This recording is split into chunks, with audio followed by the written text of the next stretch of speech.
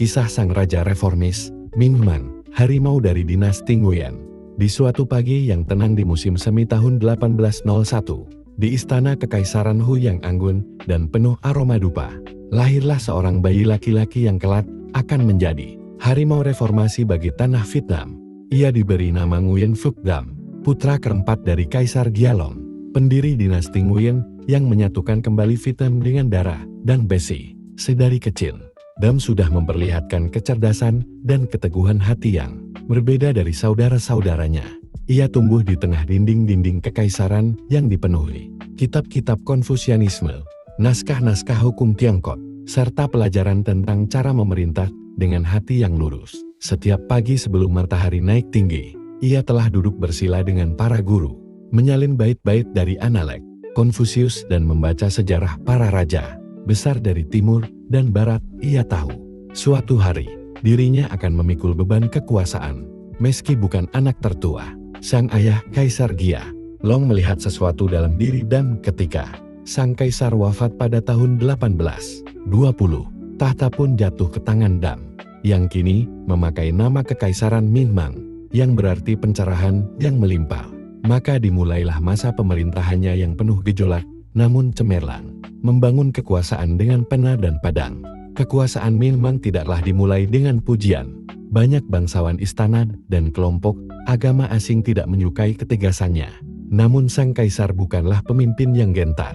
Ia memulai langkahnya dengan membenahi administrasi. Wilayah kekaisaran yang semeraut dibagi menjadi 31 provinsi, masing-masing dipimpin oleh pejabat yang diangkat berdasarkan merit, bukan warisan darah. Ia menegakkan sistem ujian sipil yang ketat, sebuah cerminan dari model Konfusianisme Tiongkok, namun dengan napas Vietnam yang khas. Ia menghapus sistem feodal lokal yang memperlemah kekuasaan pusat. Para panglima daerah yang dahulu seperti raja kecil diturunkan kekuasaannya. Segala bentuk keputusan besar kini harus datang dari pusat pemerintahan di Hue. Dalam waktu singkat, Minh Mang mengubah Vietnam menjadi negara yang tersentralisasi dan terorganisasi dengan rapi, memperluas wilayah negeri. Minh Mang tidak hanya duduk di belakang meja, ia juga seorang jenderal yang tangguh. Di selatan, ia menaklukkan wilayah-wilayah Cham yang tersisa dan memperluas pengaruh ke dataran tinggi. Ia juga menundukkan kerajaan Laos dan sebagian wilayah Kamboja, memperluas batas kekaisaran lebih jauh dari yang pernah dicapai ayahnya. Ia mengirim misi militer dan diplomatik ke berbagai pelosok. Wilayah Teng Mueang yang dihuni oleh suku-suku perbukitan dimasukkan ke dalam struktur kekaisaran. Ia membangun benteng, jalan raya, dan kanal-kanal irigasi untuk menghubungkan wilayah yang baru dengan pusat. Di bawah kepemimpinannya, Vietnam menjelma menjadi kekuatan utama di Asia Tenggara Daratan, menata ulang rakyat dan budaya. Reformasi Minh Mang tidak berhenti di urusan pemerintahan dan militer. Ia memperkenalkan kebijakan moral dan sosial yang ketat. Ia mempromosikan nilai-nilai Konfusianisme sebagai dasar perilaku rakyat dan pejabat. Ia membatasi penyebaran agama asing, terutama Kristen Katolik, yang ia anggap sebagai ancaman terhadap tatanan tradisional Vietnam. Hal ini membuatnya dikritik oleh kekuatan-kekuatan Barat, tetapi Minh Mang tak bergeming. Ia memperketat kontrol terhadap masyarakat, mencatat jumlah penduduk secara lebih sistematis, dan membangun sekolah-sekolah negara yang mengajarkan ajaran resmi. Ia juga mengembangkan sistem hukum tertulis yang lebih tertata, dan memperbaiki sistem pengadilan. Seni dan sastra berkembang. Di bawah pemerintahannya, budaya Vietnam mengalami kebangkitan dalam bentuk lukisan istana, karya sastra, dan pertunjukan teater istana. Minh Mang sendiri adalah penyair ulung. Ia sering menulis puisi tentang gunung, hujan, dan tanggung jawab seorang raja, menantang zaman modern. Meski cerdas dan penuh visi, Minh Mang tetap bersikukuh mempertahankan tatanan tradisional Asia Timur. Ia menolak upaya negara-negara Barat untuk membuka hubungan dagang yang lebih bebas. Ia menutup pelabuhan bagi kapal asing dan melarang rakyatnya untuk berlayar ke negeri jauh. Ia percaya bahwa kemurnian budaya Vietnam harus dijaga dari pengaruh asing, bahkan jika itu berarti membatasi pertumbuhan ekonomi. Namun dalam keteguhannya tersimpan juga kegelisahan. Minh Mang tahu zaman sedang berubah. Ia menerima laporan tentang kekuatan militer Inggris dan Prancis, tentang mesin uap dan kapal besi. Namun ia percaya bahwa kekuatan moral dan ketertiban lebih penting dari inovasi teknologi. Akhir yang hening. Pada suatu malam musim semi tahun 1841, di kamarnya yang menghadap danau istana, Min Bang terbaring lemah. Penyakit yang dideritanya selama berminggu-minggu menggerogoti tubuhnya. Di sisinya, para pelayan dan penasihat terbaik berkumpul dengan wajah muram.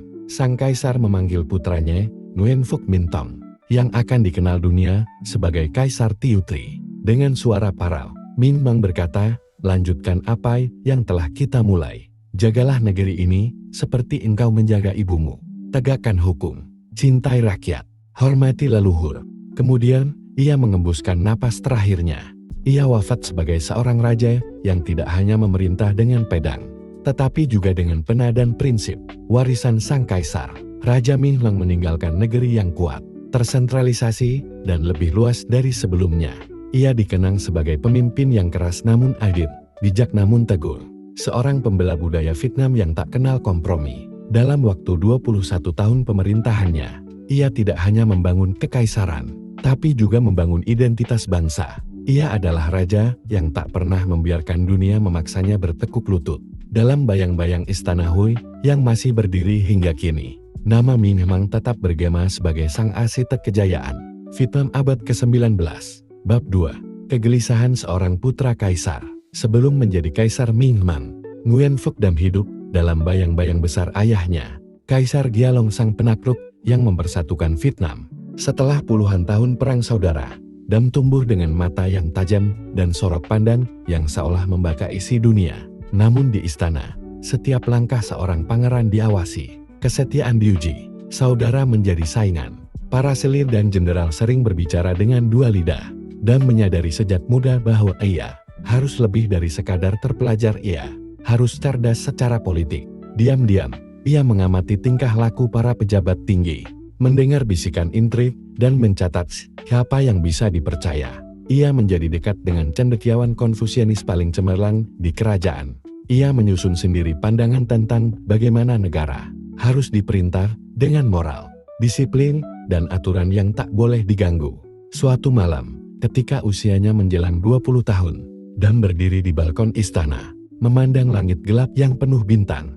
Di kejauhan, api dari desa-desa kecil tampak berkelip seperti semut bercahaya. Ayah membangun kerajaan ini dengan darah. Aku akan membangunnya dengan hukum, bisiknya. Kematangan pikirannya tak luput dari perhatian. Gialong, meski ada tekanan untuk menjadikan anak tertua sebagai penerus, sang kaisar tahu siapa yang memiliki jiwa raja. Maka di ambang ajalnya, ia memilih Dam sebagai putra mahkota. Keputusan itu mengguncang istana. Beberapa saudara Dam yang merasa lebih berhak mulai menyusun rencana diam-diam. Tapi Dam tak tinggal diam. Ia mengajak para jenderal penting bersumpah setia di hadapan altar leluhur. Dalam waktu singkat, ia merebut kendali sebelum darah bisa tertumpah. Seperti bayangan pohon pinus di musim dingin, dan berdiri kokoh di tengah badai suksesi. Bab 3. Dinasti dalam cengkeraman baja. Saat naik tahta sebagai Minh Mang, Vietnam bukan negeri yang tenang. Di barat, pegunungan dihuni suku-suku pemberontak. Di selatan, pengaruh Siam mulai merambah. Di timur, kekuatan laut asing terutama kapal-kapal dari Prancis dan Inggris mengintai pantai dengan niat dagang dan misi agama. Minh Mang tahu bahwa jika ia ingin menjaga warisan ayahnya, ia harus membuat kekaisaran lebih dari sekadar luas, ia harus membuatnya kuat dari dalam. Langkah pertamanya adalah menata ulang sistem administrasi. Ia memecat para pejabat korup dan menggantinya dengan sarjana hasil ujian negara yang ketat. Ia membentuk Dewan Konsultatif Kekaisaran, terdiri dari menteri-menteri terpilih, dan memastikan bahwa semua keputusan besar harus melewati meja pemerintah pusat. Bahkan gubernur provinsi tak lagi memiliki kekuasaan militer. Pribadi semua kekuatan militer disentralisasi dan dikendalikan dari Hue. Lalu, ia menerbitkan HONG 63TL, atau Kode Hukum Kekaisaran Vietnam, yang mencerminkan prinsip Konfusianisme dan keadilan moral. Hukum ini mengatur mulai dari hak petani hingga hubungan suami istri. Ia percaya hukum harus seperti air, fleksibel untuk rakyat, tetapi keras untuk mereka yang menantang negara. Bab 4. Perluasan dan penaklukan. Minh Mang bukan hanya administrator, ia juga pemimpin militer. Ia memimpin langsung beberapa ekspedisi ke daerah perbukitan dan perbatasan Laos. Ia tahu bahwa wilayah perbatasan tidak hanya harus ditaklukkan, tetapi juga disatukan secara budaya. Ia mendirikan desa-desa baru, membangun kuil Konfusianis di wilayah terpencil, dan mengirim pejabat sipil untuk mengajar bahasa Vietnam dan sistem hukum kekaisaran. Bagi Minh Mang, ekspansi bukan hanya tentang bendera di peta, tetapi tentang menanam akar budaya di tanah baru. Di Kamboja, ketika istana Phnom Penh mulai dikoyak konflik internal, Minh Mang mengirim pasukan dengan alasan menstabilkan negeri. Dalam waktu singkat, Kamboja menjadi negeri bawahan yang harus membayar upeti. Ia juga menaklukkan daerah-daerah suku seperti Bahnar dan Jarai, membangun jalan militer dan menghubungkannya dengan kota-kota pesisir. Namun ekspansi itu tak selalu mulus. Beberapa suku memberontak, kadang terjadi pembantaian. Namun Minh Mang memerintahkan pendekatan dua sisi. Pasukan ditegaskan, tetapi para kepala suku diberi gelar dan posisi dalam administrasi. Ini membuat banyak perlawanan berubah menjadi kesetiaan. Bab 5. Perlawanan dari dalam.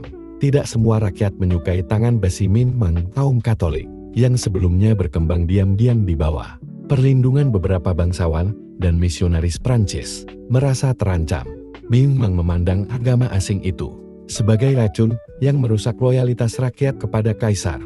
Ia menerbitkan dekret yang melarang penyebaran agama Kristen, melarang upacara publik, dan menghukum mereka yang membangkang. Beberapa pemberontakan kecil meletus, dipimpin oleh pemuka agama yang didukung petani, miskin. Tapi dengan cepat, tentara kekaisaran menghancurkannya. Pada tahun-tahun ini, Minh Mang juga mengeluarkan kebijakan pelarangan pakaian dan adat asing. Ia memerintahkan rakyat mengganti pakaian ala Tiongkok Selatan dengan pakaian gaya kekaisaran Vietnam. Ia bahkan mengatur panjang jenggot pejabat dan cara mereka berbicara di pengadilan. Kebijakan ini memicu ketegangan. Tetapi bagi Minh Mang, keharmonisan masyarakat tidak lahir dari kebebasan total, melainkan dari keteraturan. Bab 6. Keheningan dan warisan. Menjelang akhir hidupnya, Minh Mang sering merenung di paviliun pribadinya di Taman Istana. Ia menulis puisi-puisi yang penuh makna, seperti bait ini. Negeri dibentuk bukan hanya oleh pedang, namun oleh hati yang tak goyah meski angin menerpa. Aku bukan batu, tapi aku juga bukan bulu. Aku raja, dan aku manusia. Tubuhnya mulai melemah. Penyakit hati yang dideritanya tak kunjung sembuh. Namun ia tetap bekerja hingga hari-hari terakhir. Ia merancang pemakaman kekaisaran yang megah di luar Ho Kompleks yang kini dikenal sebagai Mausoleum Minh Mang, tempat ia beristirahat selamanya. Pada malam kepergiannya, para pejabat berkumpul di Aula Kuning. Tangis tertahan, lagu-lagu pengiring, arwah dinyanyikan dalam bahasa Han. Dan Nom, sebuah zaman telah berakhir, namun warisannya tetap hidup. Di balik ketegasannya, Minh Mang meninggalkan sistem birokrasi yang tetap digunakan bahkan setelah dinasti Nguyen runtuh. Ia adalah raja yang membentuk kerangka negara modern dengan roh kuno. Kebebasan tanpa tatanan adalah pintu menuju kehancuran. Jika seorang pejabat tak bisa berlaku adil pada satu petani, bagaimana ia bisa dipercaya mengurus ribuan rakyat? Negeri yang besar bukan dibangun dengan pedang semata, tapi dengan pena yang jujur dan hukum yang adil.